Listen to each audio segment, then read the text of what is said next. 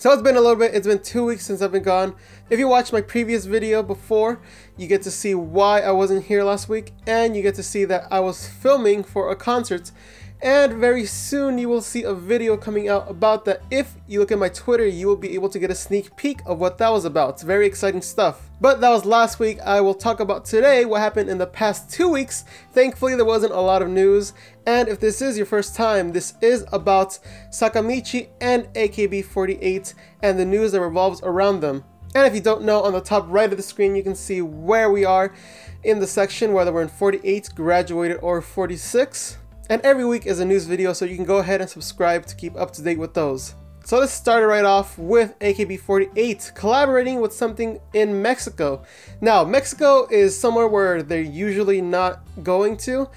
They usually don't come on this side of the world. They usually stay around Asia and, you know, mostly Japan because that's where they're from. But it seems like we're going to get a little bit of a collaboration with Mexico, and with one of the members getting the chance to go to Mexico for 1 year, get to study abroad, and to be on a drama there. And of course, drama theirs are called novela, and they're a little bit different from American or even Japanese programs. The biggest difference being that it's actually aired daily, every weekday, and it's also running for like months. So it's a lot of filming to do. But one of the 4 leading actresses will actually be a member of AKB48.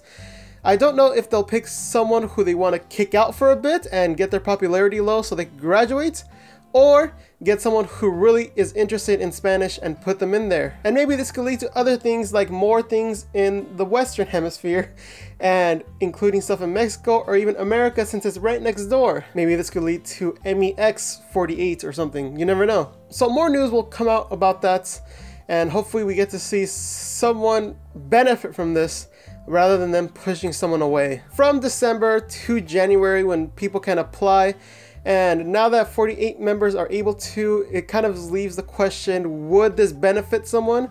Like, if you're not very popular and you go ahead and apply to this and you actually do good, is this better than actually just staying with the group? Well, let's see what happens with those applications, and auditions are afterwards. After they submit an application, they have to go audition, and that's like in February.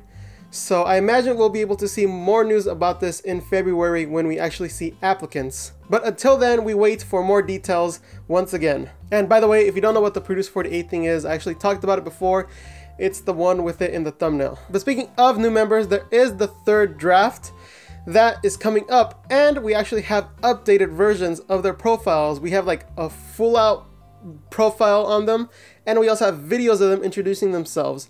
So if you are interested in the 3rd draft, then go ahead and check that out. I think for me, it's a little bit too soon right now. There's a lot of members that have potential to go away, and usually that doesn't bother me too much, but this is like a lot of members.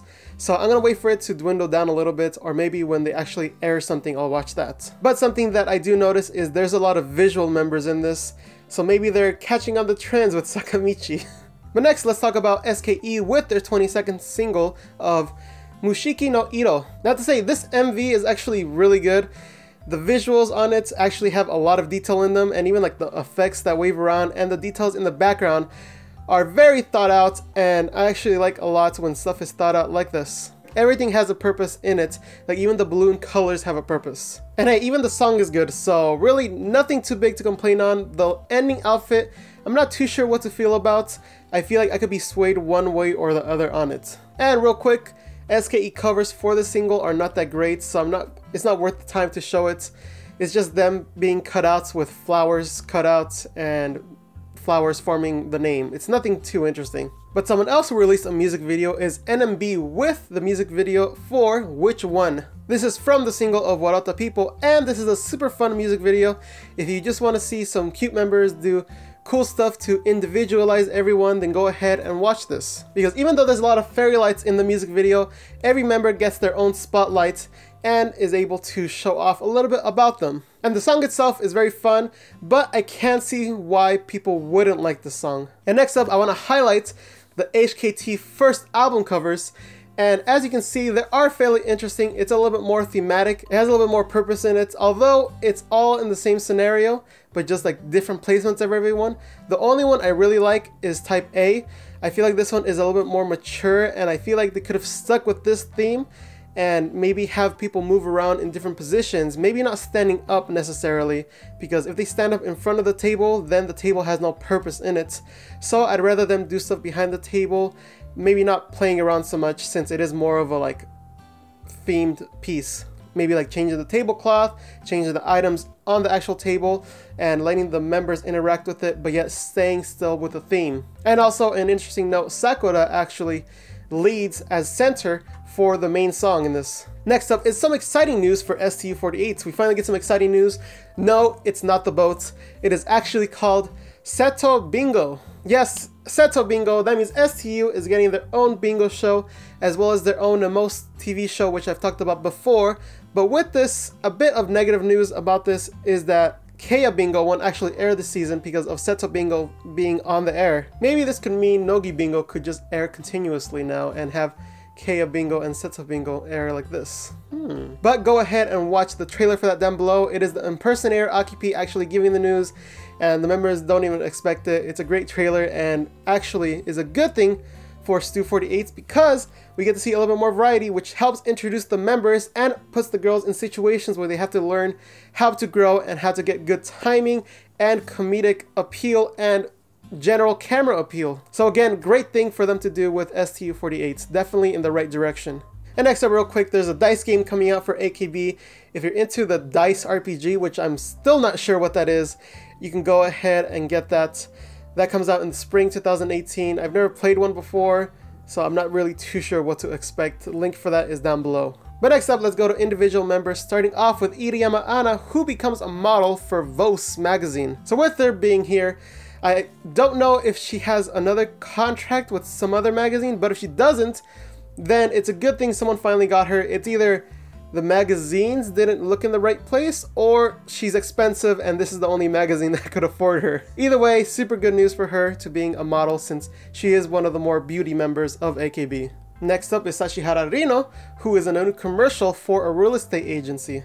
This is for housemate partners, and the link is down below for the actual commercial. It's her interacting with ninjas, and this is actually pretty cool for her because a lot of big names have done these commercials before, which kind of puts her in that whole category. Next up is Kashiwagi Yuki, who is going to Shanghai for a solo live. It will be at the Bandai Namco Shanghai base, and the reason for this is because Yuki wants to appeal to more of the world. So that means Yuki, you have to come to America, right? Yes, but this will happen January 23rd and 24th, so if you're around there, then you go ahead and watch that. And let's look forward to more Yuki around the world. And last bit is with Souda Sarina, who's actually announced a photobook. I'm not sure if this is exactly what we wanted, but I feel like people can convince me whether this is a good thing or a bad, maybe by showing me examples of her work. Because I'm sure there's other members that actually want this more, and maybe people want to see more. I'm not going to say any names, but we know who these people are. And the fact that she's getting one, I mean, she did rank pretty high in Sosenkyo. Yeah, pretty high. Number 8's pretty high. So I can't understand why management wanted to do this and release a photo book with her. And since she has that many fans, I imagine it's going to sell pretty well. But again, there are other members I'd rather see. So that comes out February 7th if you are interested in picking that up. But that does it for 48. Let's go to graduated members, starting off with Matsui Rena, who's going to be in a live action drama of a fairly popular manga. This will be for Jellyfish Princess. If you haven't heard of it, I feel like I've heard of this title before, like around different forums and everything, so this must have some sort of appeal to it. I think it dealt with controversial issues at the moment, and that's why it was very impactful at the time. She will play the character Banba, and hopefully with this will lead to different opportunities.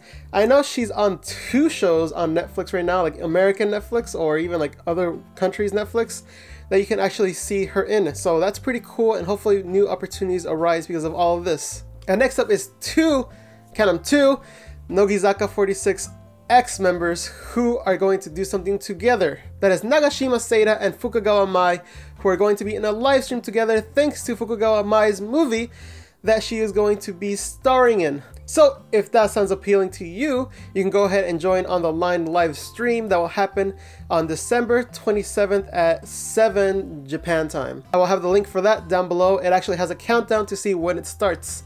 So going from the ex-46 members, let's go to the current 46 members. And starting off with Nogizaka under construction with not only one 1 hour special, but two 1 hour specials. This will be 2 different episodes, each an hour long, and it will be on Christmas Eve, and the next one will be on January 7th, so look forward to those. They're an hour long. I feel like the only one they've done before is the one with Kiyakizaka, so now having 2 back-to-back is really cool. And I mean, who's gonna complain about more Nogizaka, really? Next up is a trailer that came out for Video Girl I. As I talked about before, this is the drama that Nishin no Nanase is going to be starring in as the character I. And no, this isn't based on the manga. This is actually based on a spin-off of the manga, which is kind of like a sequel because it takes place in the future with the main character's nephew. So things will be interesting. As we see in the trailer, things will get a little bit dodgy here and there. But I feel like this is as far as they're going to take it. I don't feel like there's going to be anything else. Maybe they'll allude to something else, but they won't show anything more than they showed in the trailer. And next up is Nogizaka in Singapore. As I've talked about, they are going to air this, and we finally have like when exactly and all the details and even like a little bit more information on what is going to be on the program. This will be December 27th from the show that happened in November, and it'll actually include interviews and them walking around in the country. And next up is Nogizaka, who is on Spotify now.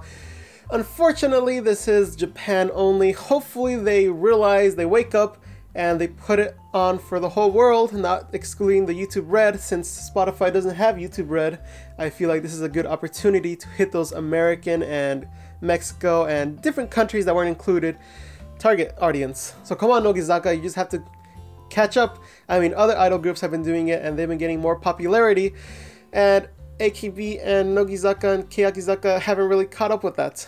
Although AKB is like internationally more known than Sakamichi anyway. Next up is a couple of commercials. First, I'll talk about the Meiji commercials with the Teramisu. And again, cute commercial with all the girls, and there's even like ones where they start singing a little. So there's 3 different commercials. You can go ahead and check those out down below.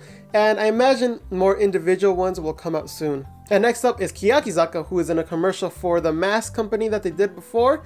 I've talked about their commercial before, but this is a new one. It isn't so light and breezy. This time it will be nice and dark, and they're actually kicking and punching and running, doing a lot of action stuff thanks to fighting off different things like bad breath and dust. Again, I feel like this commercial speaks for itself. If you watch it, it'll be better if you watch it. Really cool, lots of action poses, and there's even a behind the scenes down below. Next up, some more individual members with Rena, who is actually starring in a drama for Shonen Jump. Now this Shonen Jump show is about more of the magazine and what goes around. It's a dramatization of like what happens in the office. But with Rena, she's actually starring as someone who loves Naruto and never has been in a relationship and is a college student. And whenever she talks about Naruto, she like runs on and on and on about it. I feel like this kind of is Rena. Yes, but if that's interesting to you, you can go ahead and click on the link down below for more information on that. Next up is Nojo Ami, who's actually in something really cool.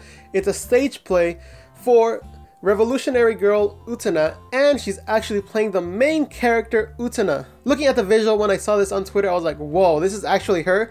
Like, this is great.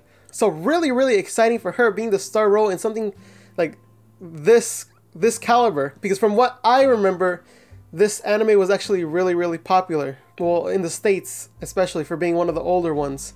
Like, it's highly recommended all the time, and it has like high ratings on different sites. So hopefully they release that, and then people internationally can see this and then see Nojo Ami and then be like, oh hey, Nojo looks so cool. Let me go ahead and check out what else she's been. Oh, they call her Johnson in this show.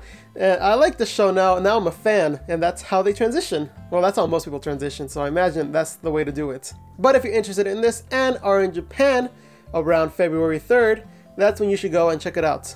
And last bit of news is with 2nd gen of Hiragana, and them actually being on Kea Message. I did subscribe to one of them, the one that I thought was the cutest, because I don't really know the 2nd gen that well. And I have to say, she's been spamming a little bit, like a lot of big messages. Like last night, I was like about to go to sleep, and all of a sudden, it was just like long messages, and you already know that the Japanese characters don't need that much. But there were still like a lot in there. But I mean, the pictures and videos she sends are really nice, so I like it for that. So you can go ahead and check out the different 2nd gen girls and see which one you like, which one see which one you're interested in the most and maybe subscribe to her and then see how that goes. I feel like you learn a little bit more about the people themselves. And that does it for this week. You can go ahead and watch the videos I've done. Photobook critiques will come out. There will be 2 coming out, Nagahama Neru's and Matsumura Sayori. So you can look forward to that. That will come out.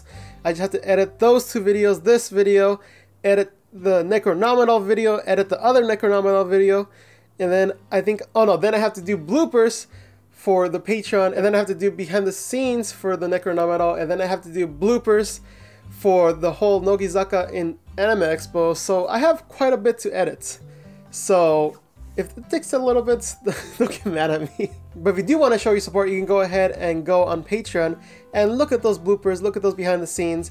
And I mean, you get something for the money. It isn't like straight up donation. And you can go ahead and subscribe and comment down below. I really appreciate the comments that you guys leave down below. Lots of great comments.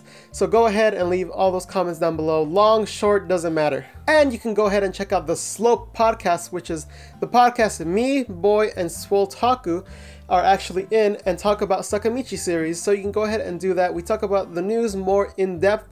Like here, I just say the news, what happens, a little bit of my opinion, but right there, we all have a discussion about it. It's more of a fun, lightweight podcast. It's not so heavy hitting where like you have to sit down and pay full attention to. It's more lightweight and like it's like you're part of the conversation, especially when we go live. You can actually comment and then we read the comments at the end and we all just have a lot of fun. Opinions get bounced around and everything. So yes, that's been this episode of the AKB48 group news of the week. Again, subscribe, like, comment, Patreon, Slope, wait for future videos, and as I say every single time, thank you all for watching.